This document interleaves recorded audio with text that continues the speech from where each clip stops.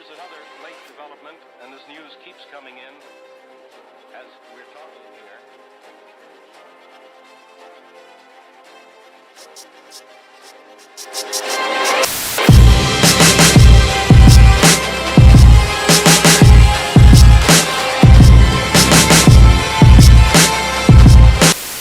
Welcome to another episode, the last episode of this book, man. I'm hot right now, but we back in it.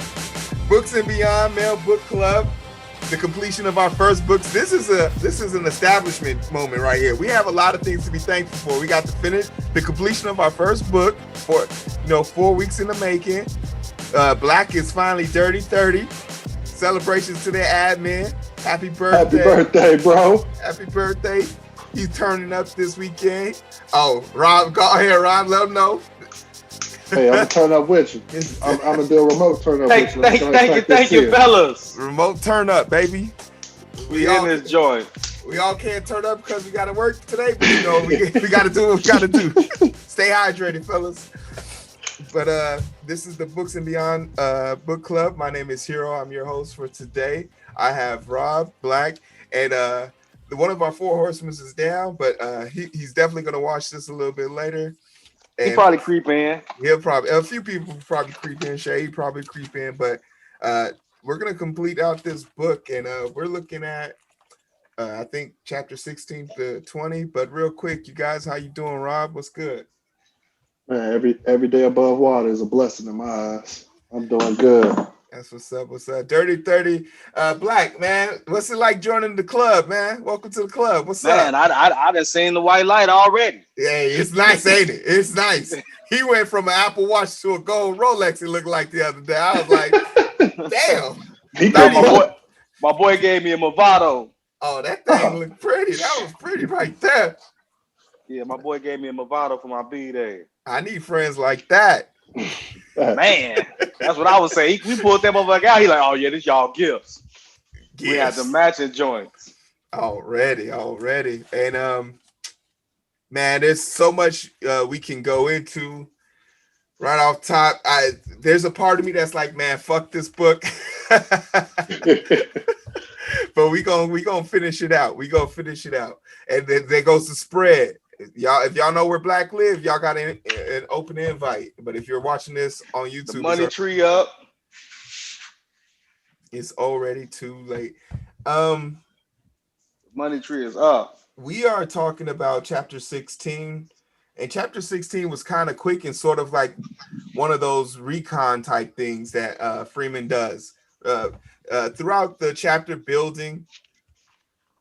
Freeman is constantly roaming the streets doing recon. It sounds petty in a sense of what he's doing, but he's just like mopping the street. And a lot of distinctions came into place. The attacking of the cop car when they arrested that kid, drinks with the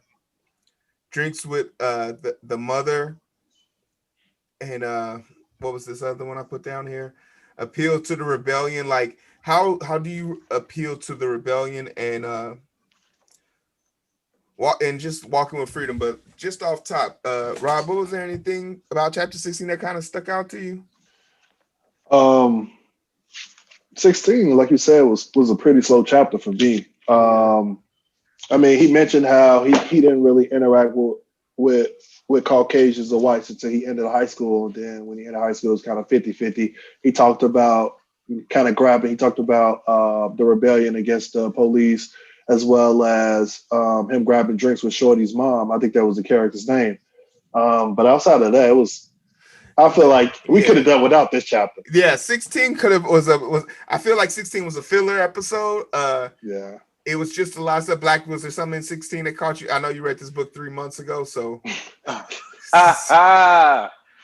man. 16, I don't remember 16 to be that. It's true. 16 was quite familiar. I will draw attention to one thing. I was supposed to reread it this morning. Was a conversation with Shorty's mom about how if Freeman fails the kids now, it's over for them.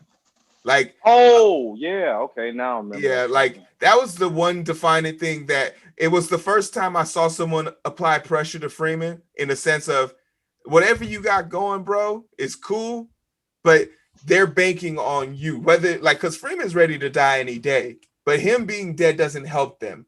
And this is sort of the foreshadowing setup that I was like, is this a Chekhov's gun? Like, is this, it's almost one of those things where, you know, in like these movies, you'll see like the teacher die and now the student has to take over.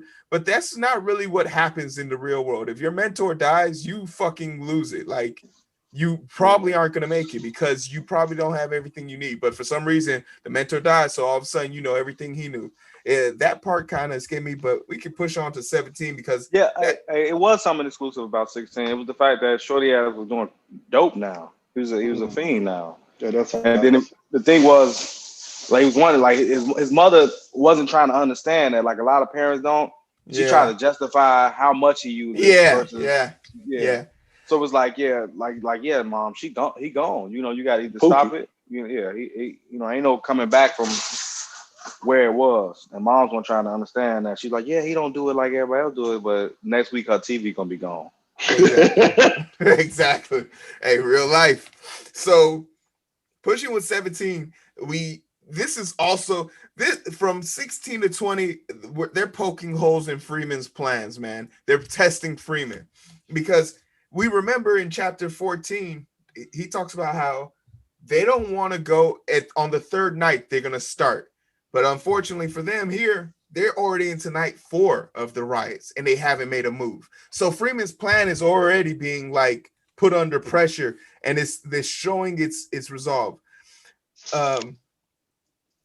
The riots are being used to deflect attention away from the Vietnam War. And I think that's crazy because there's a parallel here for us, but it's sort of the opposite.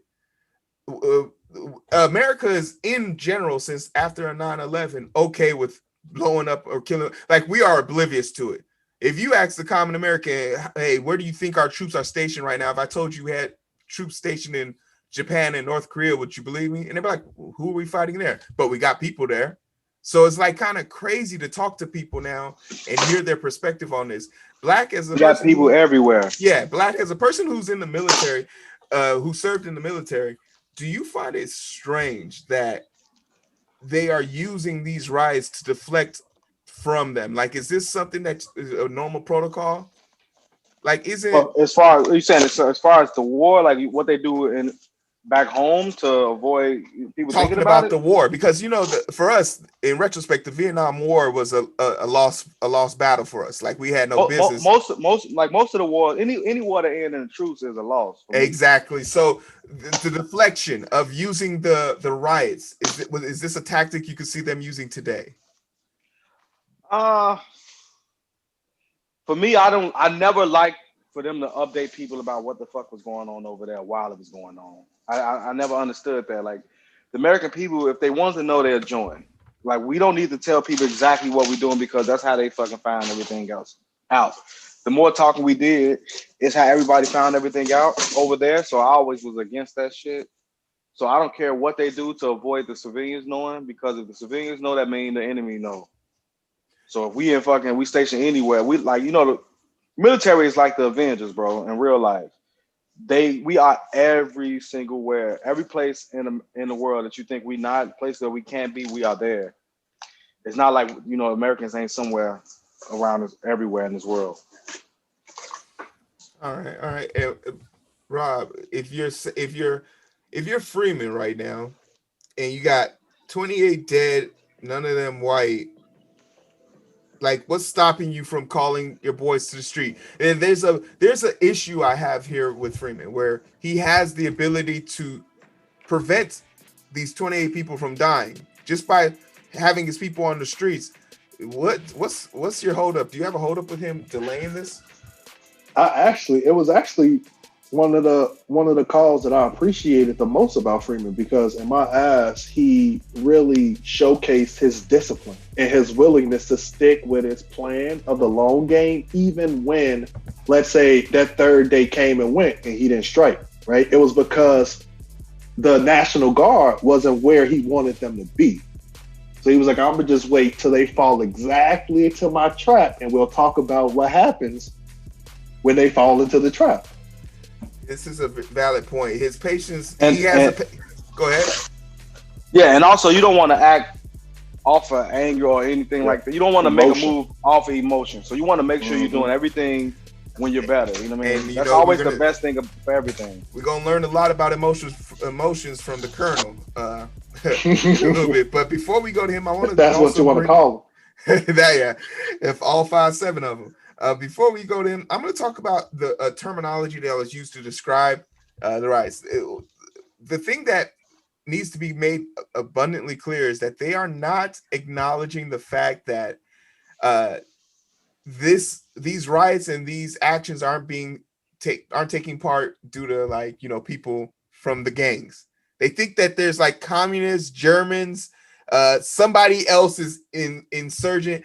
They called the rioters Marxists, and I found that to be so fascinating because if you look on any Black Lives Matter anti Black Lives Matter forum, their number one reason for not supporting them is because they're a Marxist organization.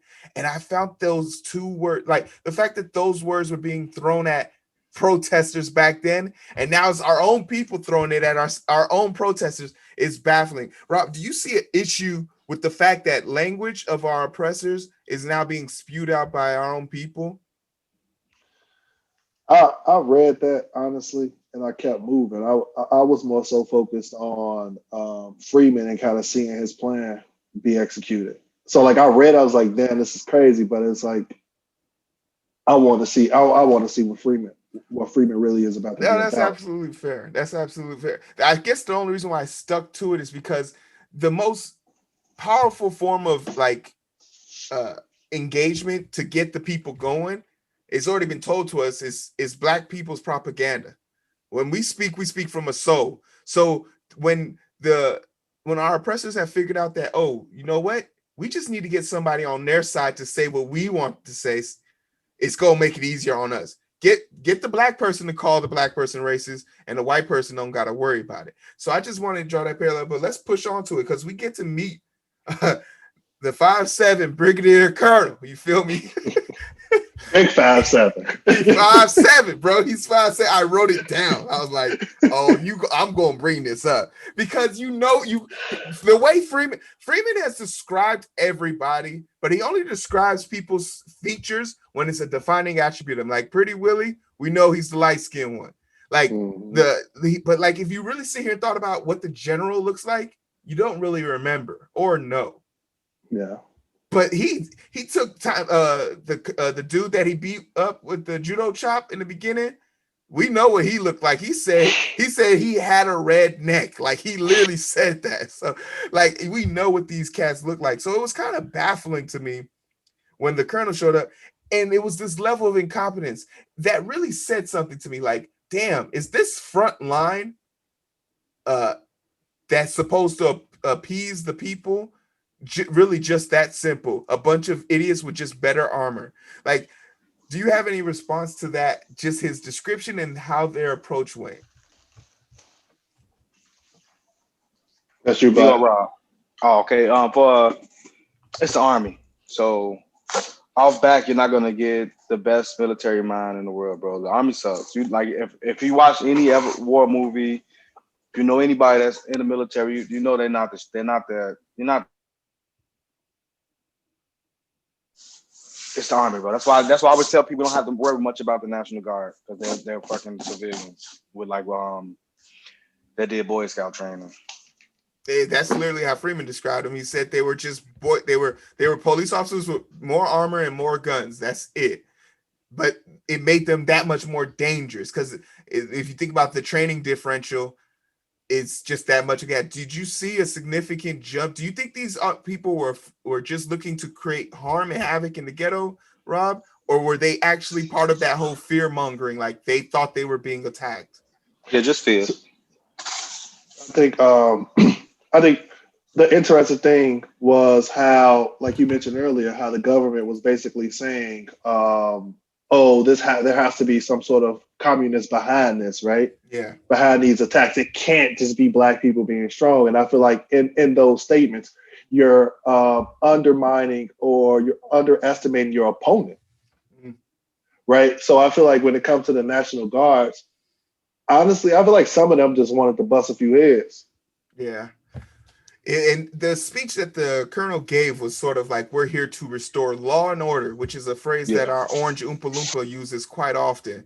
The propaganda war type mongering language, it's just baffling to me to hear like Americans cheering for the use of militarized force on their own citizens. And you got to remember that the National Guard is not set up to go to war. You know what I mean? Yeah. They're only set up to they're like the helping hand that bring the sandbag for the storms and stuff like that. That's what they're set up for. They train for that type of shit. So when the stuff goes down, that's who they send for that.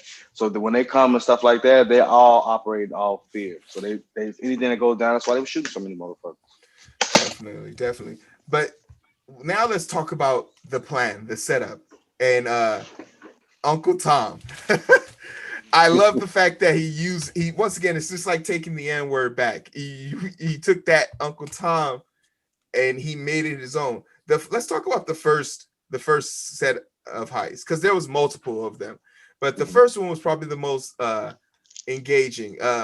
Blowing up the mayor's office and him calling the beat and just calling to leave tips and just how the news reacted to it. What was it about these chain of events? Is there anyone that stuck out to you that you really enjoyed, Rob? It was. I found it pretty comical that he called the Chicago Sun-Times. It was like, in about 45 seconds, this is going to happen. Well, actually 35 seconds now. Yeah. And then it actually, like, he was like, are you still there? And then, like, you could tell that the bomb went off. Yeah. Right. And I was like, yeah, Freeman ain't playing now. From that point on, I was like, oh yeah, I gotta take my time reading the rest of this book because it's about to get real. Yeah, that's when I started rereading lines right there. That's what the things that I like, because he's so smart, jamming their scanners, even putting one of the tail scanners in one of their vehicles. So as they're driving around looking for this shit, it's in their trunk, booby trapping some of the mics. So when they touch it, they get shocked. It's just like, it's the most demeaning type of torment, because if you was head up with this person, you could blow their heads off, but you don't even know who you're fighting. So it just makes it more antsy. But this is also another part where I had a problem, because Freeman wasn't there. Freeman might have been there to antagonize the opponent, but he wasn't there for the defense of the people. And I found it to be kind of distasteful that he was willing to sacrifice 122 more people died throughout the course of these events. So every night he would go out there and poke the bear, but then during the day when they're attacking the people, he's just sitting there with his hands up. Freeman acting in the daytime for a vigilante is not really the best move. Absolutely. Yeah. But and the thing for him, it wasn't so that much. Like, remember, his whole thing is to get the people on his side. So if he's out there, he's doing all the action, the people would be like, all right, there's just crazy shit going on between these people. But if they don't see their part in it, like if let's say you got you find some money and you put that shit in your pocket, but you don't know where it came from, so you ain't thankful to nobody. You just found some money, bam, thank God. But you find some money and you see the nigga who put it there for you, like he's specifically putting that money there for you or got your back. That's what he wants them to have. He wants them to be able to be like, all right, cool. They out here. Let's find out how we can help them. And the thing is, but he's still using his people as cannon fodder, and that kind of bothered me. I get the idea. Casualties of war, but everyone didn't sign up for that war. Some people are just relegated to the ghetto. Go ahead. Yeah, but at the same. Go ahead. Go ahead, bro. I'll go after you. It was more so that they not signed up for, but like they going outside and they going to get into that shit. So it's not like they begging them. They already know what they're not supposed to do. So if you're not really part of the movement, or you're not trying to join the movement, stay out the way.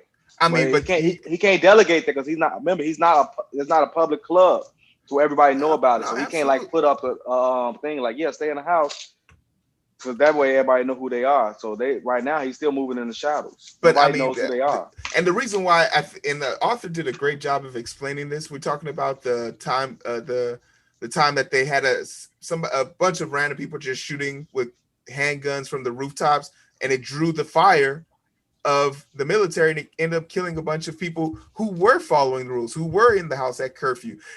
But they're scared though. That, like I told you, they're not. This is the National Guard. No, for sure, you don't count them as like super trained individuals. They're just out there they really pretty much just pick up trash for the most part, and now they out there scared because they don't know how. They don't know. Like, we don't really train.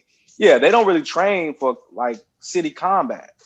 They train for the people that that they're at war with, like, which was Vietnam, and they weren't really prepared for that shit. That jungle warfare is way different than what they were training for. So now you have to train specifically for everything you do, and then now you have a impromptu fucking mission that you never trained for. Now you just in a shit, and you're white, and you're already around all these people you already fear and want to kill. No, for sure. Go ahead, Rob, with that idea you wrote on. Yeah, and I was going to say, I think the thing that we all should keep in mind was that Freeman's plan wasn't only specific area-wise to Chicago. He had fractions all over, and I feel like if you show your hand in the daytime, to Black's point, you're going to be picking an easy target, as well as I'm pretty sure everyone will collapse in, and I don't think Freeman wanted that yet. He was like, I'm gonna just keep picking the bear, and then I'm a hide into the, I'm a hide in the daytime, and then eventually when I want them to come, they'll come, and then that's when my fractions will get active. The guerrilla warfare tactics worked in Vietnam and drew the biggest army in the world to a truce, so it's only believed that it would work in the streets of the country as well. So then we talked about the bombing, but now let's talk about how they kidnapped my homeboy. 5'7", big 5'7". Big 5'7" colonel. The implications of them taking their leader was pretty satisfying, but I think it was even more satisfying is when they drugged him with the LSD. That shit had me dying. When he said he loved black people, he met some of the finest black people in his life, that shit had me dying. It's further proof that they condemn the things they don't understand and refuse to cross the line. Like, if drawing this to a simpler parallel, like if you have a problem with gay people, right? It's not on you to sit there and try and dictate why to hate them. There's so many other facets of your life you could live through vicariously without ever coming in contact with them. But the thing that draws racism away from everything is I can't hide that I'm black. I could walk up and down the street for days and no one would know if I'm straight or not. It's not until you could literally see me hang out with none but straight dudes and you still couldn't be like he's gay. It's not until I confirm that with you. But when you're black, you can't get rid of it. So how important was it for this was once again just them fucking with Whitey, as they always say. But the taking down of the National Guard, that was a morale booster for the Cobras. Do you think that push is necessary? Like, you need some type of gratification, you need something like that in Freeman's plan, because this is the first time they're coming to action. So you can't really dictate a win and a loss in this situation other than making it home alive. So do you consider them kidnapping and putting him through the trials, Rob, to be something to brag about? I think how they captured him was more so interested in them doing it, because I think earlier in the book it spoke about how they drained the pools and all that, right? Yeah. And then the pool ended up being their interest to where 5'7" was. Yeah. I was like, that's cold. You basically took something away from the people, and the people used that item or that area that you took away to their advantage. Yes, that is awesome. I was like, that's dope. Awesome. It's the same thing with the metal detectors in black schools.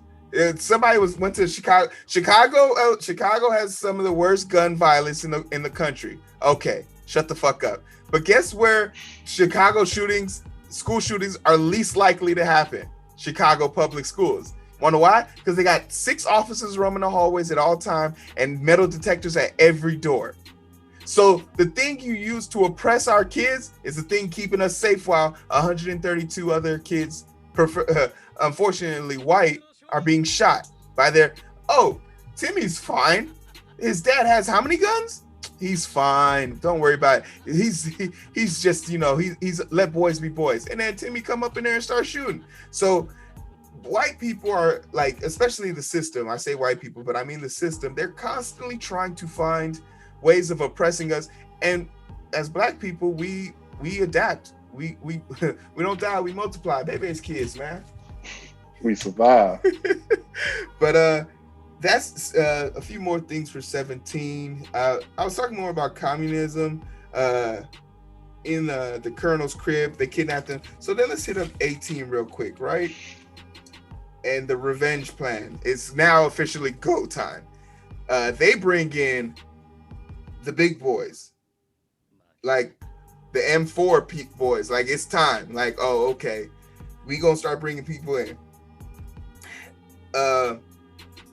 And they kill 6 officers, 6 National Guards, 6 officers in the first night, injured 12, and about 22 injured, so 22 in total are basically hurt or killed. And they ramp up these attacks, but the parallels, there's one specific thing here, like we're talking about all attacks, but the conversations about the rats really piqued my interest. Was there anything about that conversation, or was there something specific you want to talk about in 18? It's you, Black. Black's still on mute. Yeah, go ahead, Rob. Go ahead. So I think before getting into that, what I found interesting was a conversation within the Cobras where Freeman basically said, "It's go time. Let's actually start showing them what we made of." And then Stud basically said, "I want to go on a solo mission." And I think earlier in the book, Freeman told Pretty Willie, I think he said it was Stud is going to actually love killing, just for the sake of killing. Right. Yes, absolutely. Right. So it's like seeing that, and then Freeman basically telling him, "Oh, I'm gonna go on this mission with you, just because I don't want to give the impression that I'm giving you special treatment." Stud showed during that first mission what Freeman said earlier in the book was true. Because remember, they shot the guy, and then they said he died before he touched the ground. Stud shot him again. Yeah. So what I like about it is that he didn't let him just go out there, because mind you, he's never been out. So it's like, okay, I'm gonna go with you just to make sure you. Freeman was going to keep him in check. Yeah. I feel like he was going just to make sure he made it back, because he knew he was one of the best shooters, right? So I got to go with you to make sure you do everything correctly. So you go out there and you shoot, and then they key in on your building, and then it's a way they can get you, because they can surround that building and they can move separately. So that's why Freeman was at a separate building.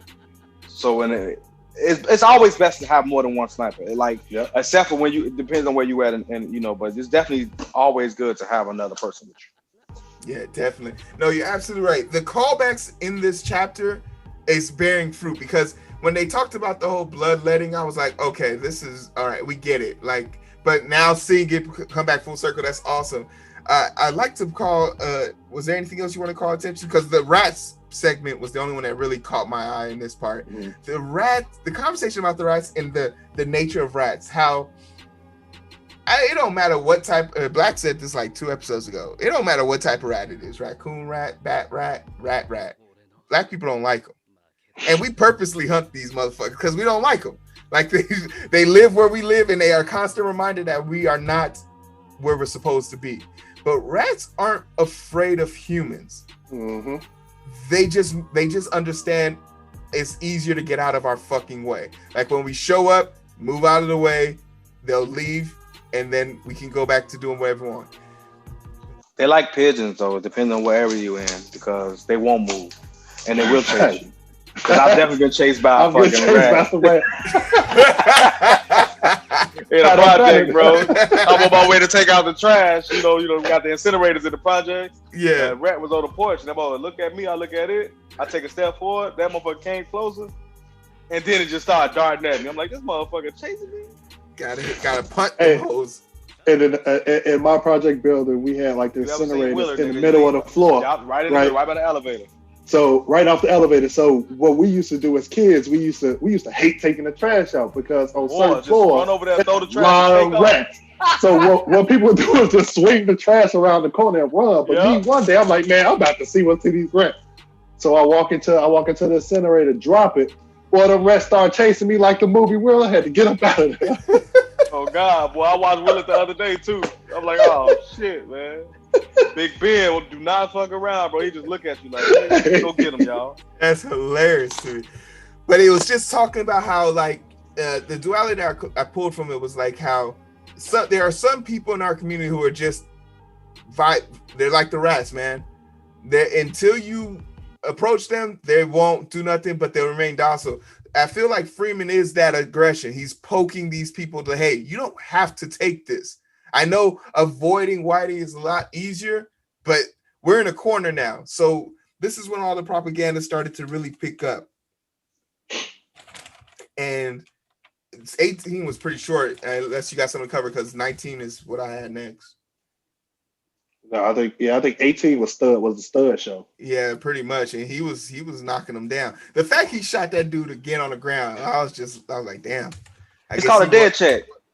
It's a double tap. Make sure. Yeah, you got a dead check. Certain like fucking dead checking is preferred in certain situations too. They used to do that in the military. They go by it's just to make sure you're dead, because that's how you get hurt. Somebody that ain't dead, that fucking find a gun, you close by before they die, they want to kill you. Fuck that. We dead checking everything. Hey. You see the movies? They like go dead check. They brought in the Airborne Brigade, and this was kind of interesting because they said it was a lot of black people on this team. So it was sort of that upgraded version. I feel like I'm missing something about. Oh no, here it is. Because 19, he starts recruiting folks. He starts his operation gets big. So they start incorporating guerrilla warfare. They make it difficult, but I'm going to push towards the recruiting process. You feel me? And those were just the people that they were already talking to in the other cities, right? I thought this was all the people in his city. That's chapter 20. You talk about black. Okay. He gets some medical students, cops. Oh no, he had them. Yeah, the cops and shit. Yeah. And I said to myself, yo, like not just like street cops, detectives. So these people, they don't need this headache. They getting they pay. But this also was, I'm going to tell you right here, chapter 19 is when I figured out Dawson was the fucking rat. Because the fact that he made it into the police department but didn't get Dawson, I was like, yeah, Dawson is the rat for this. This chapter gave it away for me. But what was it? I didn't expect him to recruit outside the Cobras. What caught your eye here, Rob? I found it interesting that they called out specifically him recruiting medical students. So for me, in my mind, I'm like, somebody's going to get hurt. Mm-hmm. He foresees somebody getting hurt. And I don't think it's going to be like anybody. It's going to be like one of his generals or lieutenants. And he just want to have them kind of set up. I think it was 19. While I paid a little bit of attention to that, I paid quite a bit more attention to the governor, the CIA governor coming back, or the general, whatever he was. Yeah, the general. Yeah. And then but with the recruitments, you have to have insiders with the police department, but you're definitely gonna always need medical. It's like you ever heard about any gang? They always had somebody go to medical school, and they always had doctors on board when they gang banging, mafia. Every gang make sure they had somebody, because it's inevitable. Like you can't avoid getting hurt if you're in war. Like there's some I think Al Capone's operation, they had 4 medical suites in his basement, like fully surgical staff, nurses and everything, anesthesiologists, drugs. I watch what's his name, Red from what's the name of the TV show? We're Red on that. We're Reddington. Oh no. But bro. Give me a second. Google that shit. I ain't come back. But after recruit, and I'm trying to and the general is okay, and our the homie queen comes back. The queen comes back. I was so excited. When the queen came back. The TV show called The Blacklist. The Blacklist. Oh yeah. Yeah, with Raymond Reddington. He always made sure he had the full medical staff somewhere available for him. Yeah. To take care of stuff in the secret so that nobody knows. The homie queen came back, and he immediately went, cold red, because he did not know how she found him. And the excuse she gave was pretty reliable, but now I'm concerned because she's the rat. She was the one that gave Freeman up. Black, you say no? Oh, you thought that she gave him up? How else? How else did? She just knew. Like she knew it was him because nigga, she fucking the dude who trained him. Remember, she came up there with him. Exactly. She came up there. Yeah. He's also paying her way. Yeah, but she was just trying to figure out, make sure she was updating Freeman on what was going on. Who gave Freeman up then? It was her. Nobody gave Freeman up. Bro. Nobody gave Freeman up. So how did Dawson found? Dawson didn't figure that out. Dawson had a no. He did. Well, how did he not, Dawson was intelligent, and Dawson is from the hood too. Yeah, so that's the only way he knew. Nobody else was going to know. But Dawson. I don't think Dawson could figure that shit out by herself. All right, we're just spoiling You think old girl was gonna tell? She wasn't gonna tell Dawson, and she wouldn't tell the nigga that was paying for her life. She told the general, and the general set Dawson up to take him down. I don't think so, because I think if she would have told the general that it was Freeman, I think the government would have tried to bombard and kill that man. Yeah, try to cut the snake off at the head. Yeah. Even if they did send Dawson, they would have been outside. The government's never gonna just like the police. Police ain't gonna never send one person to do a job if they don't have a surrounding, backup. So when that code come in, he knew. That's why he sent his homie. He was like, I sent my partner home. So his partner didn't even know where he was going. Yeah. So he was just trying to do it so that, like, you know what? I want to send a humble apology to all the black women. I definitely just threw y'all under the old people, man. Freeman played her right though. He made sure he got all the information that she knew on who she was with, but she would have gave that shit to him even if he had. His distrust of her was so off-putting to her because she was like, "I was gonna just tell you, I was looking for you, but I was gonna tell you." She was definitely the one protecting. So the general's here, shit's getting real, but then we have the meetup at the crib with Dawson. I'm just gonna put it out there right now to 20. You feel me? Before that. Go ahead. Let's not forget the girl Joy shows up again. Nah, fuck her, man. She took her wig off and she went in the room. Next chapter. But she knew too. She almost knew too. Man, but that's why he fucked her. But that's why he fucked her because she knew she was figuring that shit out. She took her wig off next chapter. She's like, my husband liked his job. Like my husband lost his job and everything. And then before we get to Dawson, we also want to, because we're gonna spend a bit of time on Dawson, we also want to highlight that in chapter 20, Freeman gave the green light to Oakland, LA, Harlem, and Philly. Yeah, and that's just to spread out that's to spread out all the military that was coming to Chicago. So like they already had war. So they got to put as many people as they can on this one thing. But now that they're opening up everything else, we got to separate these people more. So you got smaller groups to kill.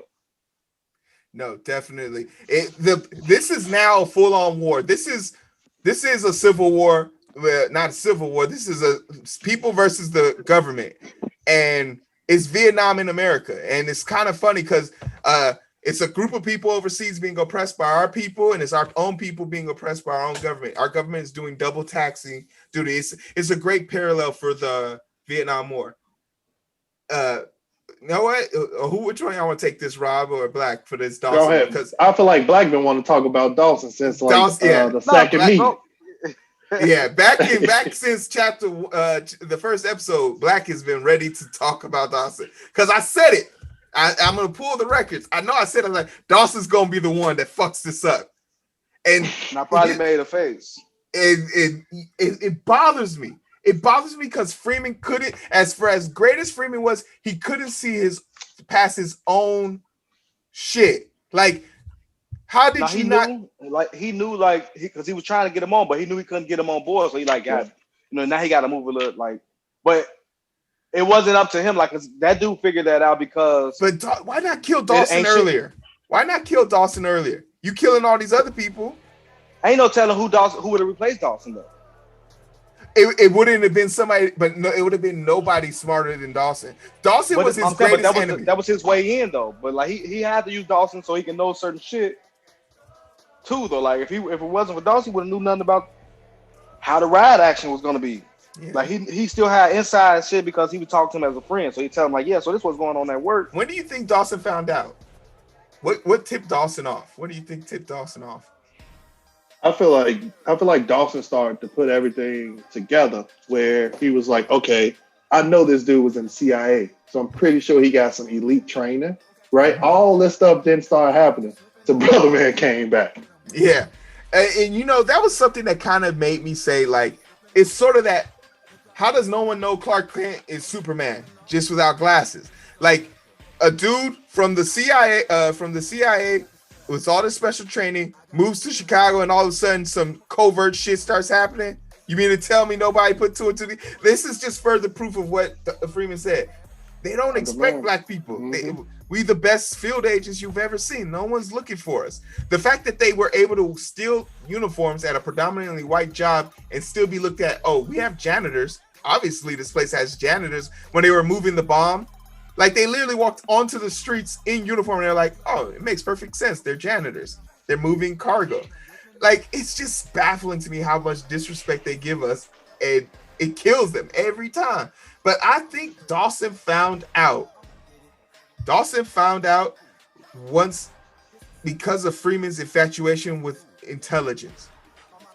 Dawson was definitely following Freeman when he was making his rounds, because Freeman only scouted the blocks he was going to hit next. Since his workers, and Dawson had to have picked that up. Freeman never backtracked. He would, at most, he would send one of his street workers there, but that was almost like him putting a pin saying, we've conquered this territory. I no longer have to be there. And Dawson had to have seen that pattern. No, I don't think Dawson seen that portion of it. I think Dawson just figured out because of who his friend was and how he spoke to him. Because remember, they talked about it too. Like, they talked about that shit some chapters ago when they was in the car. Was it in the car? Yeah. He like, damn, you like, he like, you don't see that, like how shit going on. You ain't, like, when he told him, like, you ain't got promoted yet. All that shit was just trying to put that in him. Then he was like, okay, he got here and that shit going on. It wasn't so much that. Yeah, that is true. He did kind of foreshadow it to him. Yeah, but he didn't really know. Like, he didn't really know. Dawson ain't really know. That's why he went by himself to make sure. He was like, he just had a hunch, you know, like, all right, I got a little thing that it might be him. But then he go in, he find a gun and all that extra shit. He didn't have no warrant. But he said walked in that man's crib. He said it was martial law, so they didn't. Okay, so he's in the room. Do you play this differently? Nobody knew he was there. Like, you called dead to rights. Is there any way that Freeman gets out of here without having to kill Dawson? No. He gonna go to jail. Especially off the strength that Dawson, like, nobody knows Dawson is there. But that's the middle of the conversation. He mentions that Dawson, when his body's found. That, like, Dawson was too uptight to not have told someone he was coming here. No, remember, he told his partner that he told his partner, but Freeman was convinced that someone knew he was coming here at least. I don't think so, and I say that because let's say I got a hunch about one of my boys, right, or one of my brothers. I'm gonna talk to him one on one. I'm not gonna tell nobody. Me and him gonna have a conversation, and then based on that conversation, I may lean to somebody else and be like, "Hey, look, this is a situation." So I feel like with Dawson, they were like that. I ain't cut like that. If I found out, I'm gonna be like, all right, cool, do your thing. Because Dawson was more so scared of it affecting how he lived, not affecting how the people live. Yeah, he faked like he cared about the people, but nigga, you see what they was doing to the people doing the rides. You know it ain't about, they don't give a fuck about him. He just wanted to maintain his lifestyle, his status. But didn't Dawson draw the weapon when the dogs were being brought out? It's such nothing, man. No, I thought it was. Don't Al Sharpton go out there every day? Yeah. They don't mean a damn thing. I don't know. It's just I want, if I could punch Dawson in judo, chop his ass, I would too. Like, his inability to see the greater good, it really hindered me. And the action, he wasn't even like Black Panther though. Like, he had a plan to make it better. He didn't have a plan. He just wanted to make. He wanted to be where he was. He didn't give a fuck about nobody else. Man, that's a great analogy, Black. This is Black Panther, but Killmonger doesn't care about all the shit that happened 200 years ago. He just wants to stay in Wakanda. Like, hey, I'm good with this shit. But you trying to be a hero, I ain't gonna stand for that. You can't be the hero. I don't want to be the villain, but you're not about to be a hero.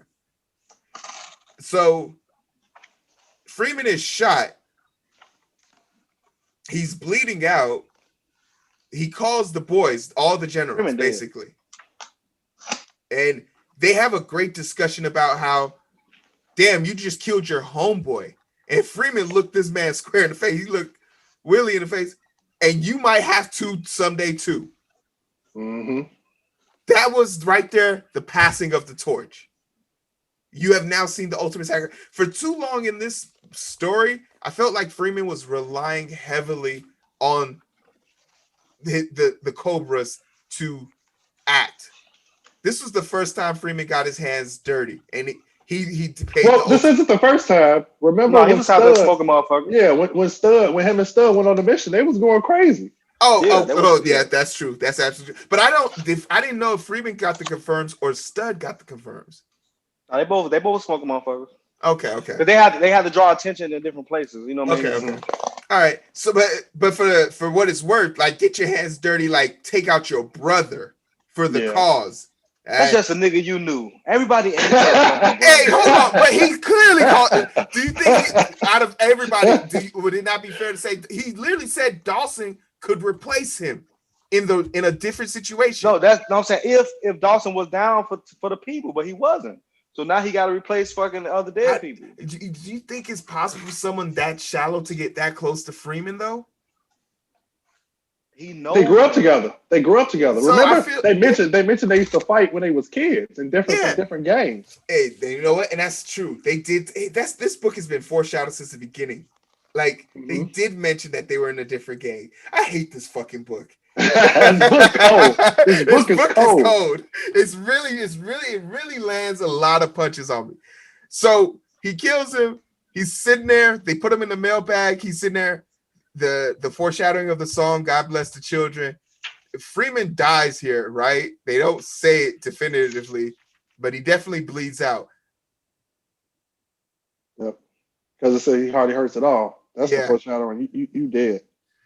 And there's so many questions that went through my mind. Why bring up the fact that you have medical students? Like, why weren't they brought into the picture? But I think like he knew he had a limited amount of time. Like Black, if they brought one. They brought one. They brought dude over there. But he probably was. Oh yeah, he was like, yeah, game over. Like, I mean, if you know the extent of your injuries, you know it's game over. So him to bring all the generals to give Willie that final blessing of bold of confidence. You're the leader. You take on this new trip. It was a very somber ending. Remember, like for the most part, Freeman wasn't really the leader. Yeah, he was an advisor. He was basically always a war advisor. So he was sitting at the table being a general and grooming. You know how much like they groom the prince to become the king. That's all it was the whole time. He's just grooming him because he's seen it before or done it before, and the stuff that he learned in the military. Like, I'm gonna teach y'all all this stuff, and then you take over. Do you think in this alternate universe, let's talk future, that they succeed? The revolution was televised, and they acquired freedom in this. Well, before we go into that, I thought that Stud was going to be a leader, and Pretty Willie was just taking over the DC fraction. Stud is an enforcer. I don't see Stud being a leader. He's too aggressive. True that. But he's learning the way, like Freeman teaching him. So it's not like he's not learning how to move out there. He's learning how to fucking move out there. So when it comes to war, he's gonna be the war advisor, like he was warlord or whatnot. This is how we gonna move with that. And then you got the business preparation. You got this how we gonna move with that. You got people that do different shit. And you got the money. That's how we gonna move and make this money. We're gonna use this money to do certain shit so we can keep getting money, and then we can eventually get all legal money. Because nobody ever wanted to gang bang and sell drugs forever. They were always, like, most motherfuckers wanted to make more money.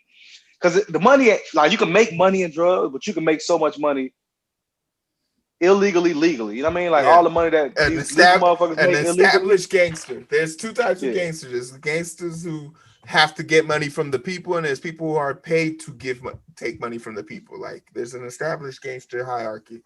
What else did you push, Rob? No, I think that was it. Now we can talk. We could chat on that point that you mentioned. Good question. Black, bring your ass back here because I need to know if you think they succeeded. Oh no, I'm here. I'm here. Like for did the they most part. succeed? See how they ended. It was just like like they were gonna make a part 2, or like you see like in the movie they'll have like what goes on after. They'll be like Freeman died and so. Jeremiah's about to join. Oh no. Jeremiah's trying So they to like, no, he just texted me. It was like, you know how when the movie ended, they got the credits like Freeman died. They had a little word like Freeman died a couple of days later from the gunshot wound. So and so took over. Eventually, everything moved on. It'd have been like everything slowed up, and it got to where we at now, basically. Because I don't know like how far it would win, who would have helped out. So either we fucking took over like Planet of the Apes, or fucking we'd all got wiped out. The question then, Rob, what do you think?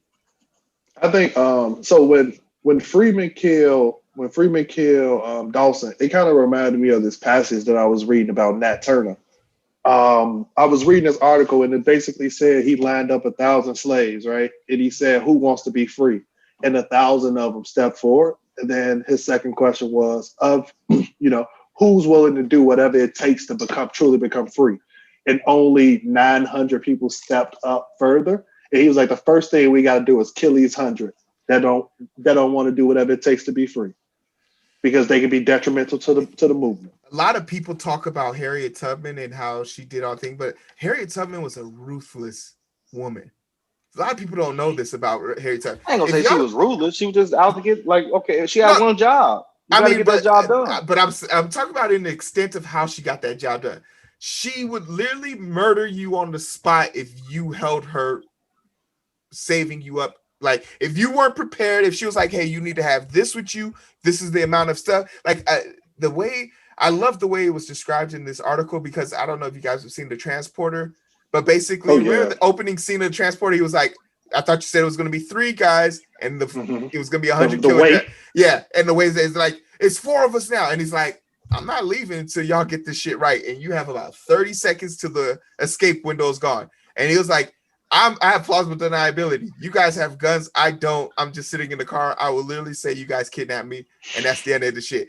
So her ability to be like, no, if you do not get this right, if you are not in shape to make this journey, if you didn't like prepare yourself, I will leave you to die, because I'm not going to sacrifice the lives of the future for you.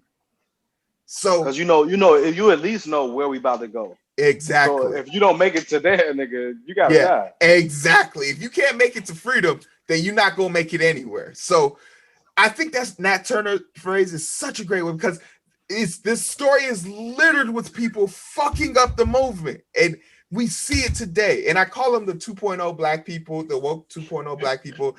They just can't help them fuck their fucks up. Like the election's in 2 days, and I literally have people telling me, "Yeah, Biden and Trump are the same," and I'm like, "Really, dog?" That kills me. Like you have so many examples of why they're different. How many KKK members' kids are not racist?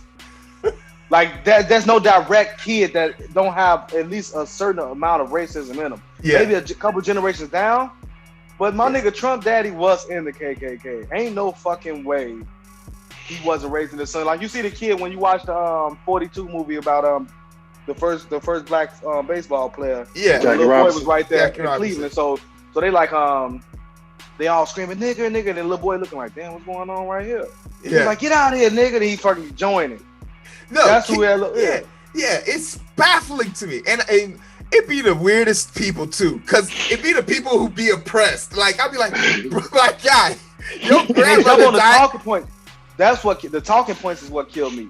They're like, he signed up. He signed the 3-strike rule. Like, nigga, your parents begged for that. Yeah, 75% of black people back then agreed. Yeah. The Black Congressional Caucus agreed to that.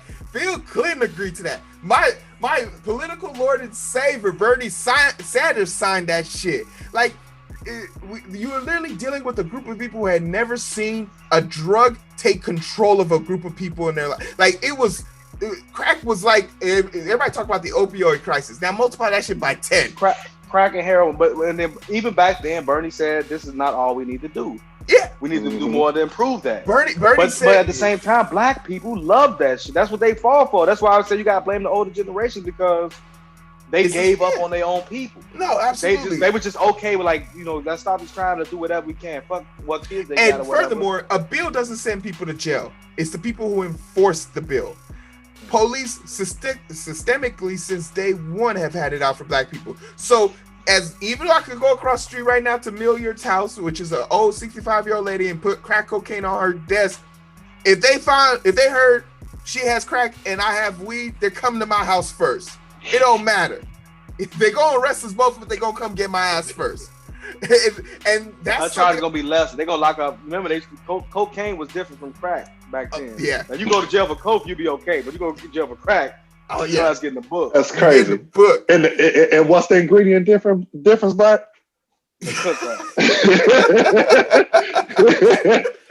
So a page out his book. Yeah, the cookbook.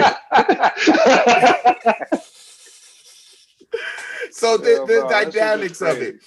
What do you? I'm okay, and I'll have to give the book kudos for this. It constantly, the representation for the two prominent black women in this story, and their dualities, how they were still this sexual object to Freeman, but he had a clear respect for one, and it wouldn't be the one you think. Can you speak a little bit to the homie queen herself, Rob? I think what Freeman, in my perspective, what he appreciated about the Dahomey Queen is she was herself and she knew what she was doing and she had a plan or a vision, as opposed to, I feel like, how he viewed Joy, which is the other girl, was a married woman, and she lost her sense of individuality to do what her parents wanted her to do. You know what I mean? She only was with that dude because her parents kind of ingrained that in her mind, like, you should have a man like that. And I mean, we see how that turned out. He ended up unemployed at the end of the book. Out here struggling. The dualities of black, if I could ask you, the dualities of the Freeman versus, if you remember back to the beginning, Somerville. Can we talk about just the duality of these two characters? How we had this one docile creature who fit in, did everything right, and he survived. He's alive right now. We know this. Versus Freeman, who fought the good fight, gained ground, but he died. These two black men are not equal. Who was right, though? Well, we all know Freeman was right. Like, I'm not gonna be like this dude Somerville was the man or nothing. He's just getting by. A lot of people just get by, bro. That's their main thing. I need to get by. You know what I mean? And they don't care what goes on. It's not a trap. You know, me, Rob might be out here doing front flips and knocking people down with sniper rifles. Hey, and I will cheer Rob on. I will make sure I will sing his praises. But I'm not about to be on rooftops jumping from street light to street light. You pick certain people to fight certain battles. If I need help with my taxes or something, I'm calling JB. You call Rob, boy. You call JB. Oh wait, Rob. JB does insurance. He works for State Farm. Yeah, but I'm saying Rob, accountant. So I call Rob to hit me up with the tax. But if Rob needs stitches, I don't expect him to go to black. Like, I'm just like, that's just. He gotta go to black if I want somebody to give them to me. Hey, go ahead and hit me on something. I know how to stitch a motherfucker up, bro. I did pink hill training. I done blew a pig up and kept that bitch alive. That's what did y'all use for the respirators? Oh no, for pink hill we just keep them alive, just off the shit that we have in our backpack or whatnot. Okay. So we patch you up, shit like that. What they do is drug the pig up and then they blow that bitch up. They shoot that motherfucker. And then we just keep it alive. And the pig's so close to us, so our pig stayed alive the longest. They had to actually go kill our pig at the end of it. I was always proud of that. I was able to keep my pig alive. They took a lung from my pig and he still did that. I was like, y'all not killing my pig. I don't give a fuck. Yeah. Them pigs wasn't no joke. So y'all like what they dope y'all pigs up with? Because I don't know what they dope. It had been like crack. So we had we literally would give enough like adrenaline and epinephrine and everything to just keep this pig, but basically we'll give enough to like put down an elephant. Like, but we used a lot of sulfur ionized gases, so we would use like respirators. So we would be able to put them to sleep with every breath. and just keep them under light sleep. But when their pain threshold got too high, we would use like methadone or morphine to like numb them out completely. So another one that we like to use is we'll titrate it, but like mostly those two things. Like you want the gas to keep them asleep and the medicine to stop the pain. You don't want them to do the same thing. Yeah. But that was our TED Talk on keeping pigs alive, guys. I don't know. I don't have much else to talk about. I'm just like, there's a part of me that's like, I want to fight. I want to get out there and fight, but this book hit really close to home, and there was something. I mean, I'll say this outright. When I first, joined this book club, I wasn't really expecting to have some shit hit so close to home, like to see the past repeat itself. Like people have already figured this out for us, and for some reason we're not able to enact it. And I feel like in the next few books we read, we're gonna start figuring out what the fuck are we missing to get this shit done. Well, basically, the few books that were suggested are basically those books. The books that were suggested was the books to get shit done, versus like pretty much everything Hable is going to suggest is going to be of that nature. The betterment of ourselves. So he got a lot of books and stuff like that to read. I got an actual dictionary for y'all too. It's a lot of stuff that Hable, like that's why I can't wait. I told his dad, like, man, you need to be in, come to this meeting, because he read this book. So he was like, he just joined on the next one that he ain't read or something like that. But I'm like, you need to really be bring your input in. So, because there's a lot of stuff that Hable know that he can tell us. No, definitely. Hey, did you have any last words on the book? What were your thoughts on it? I guess we could give it an unceremonious score. I have a weird rating system where it's like, my thing is like, if I had already seen the movie and I read my own review, would I reread the book or like finish the book? And I feel like I would definitely finish this book. It was a good book. It was informative. I will read it. Short. What I don't like about books and most stories is that the person that we always interested in the most never makes it out. You never see like the best part on the black end of them. Yeah. Because normally outside of Black Panther.